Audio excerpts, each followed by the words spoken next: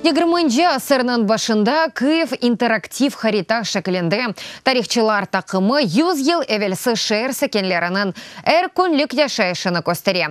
1916 сенесі харитасында тәсіл муассиселері, күтупханелер, хастаханелер, азық ве алкоголь тюкенлары ве атта шу дәвердекі жинайетчілер қайд етілген.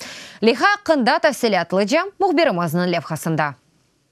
Хрещатик егрым, бізім күнлерімізде бұл адрес бойынша пайтақтың мерkezінде главпочтамп. Инқилаптан әвелкі Киевде есе бұл ерде екі түкан еді.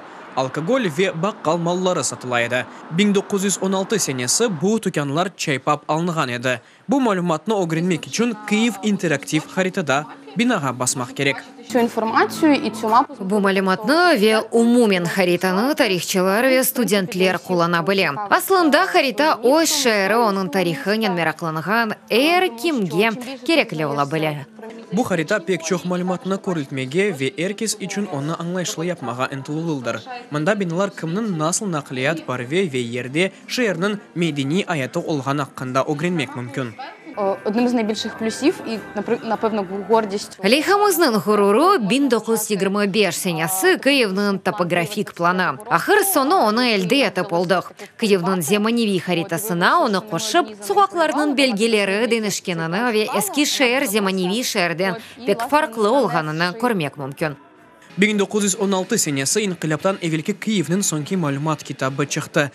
Там бұл китаптан интерактив харита үшін мәліматының чоқысы алынды.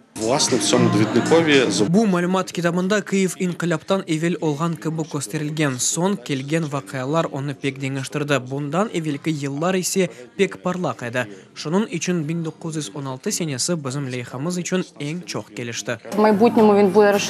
Кележекте да 20-30 сенелері қошылады. Біз енді совет дәвраны көстережекміз. Лейхада бұтун 20-нчы асырны көстермек истередік. Белки де да артқа қайтып 19-нчы асырны да көстермек. Бұйын бері-берлікте кележекте да инглиз ве лех тіллері қошылacak ве телефон құланымы да азырланылacak.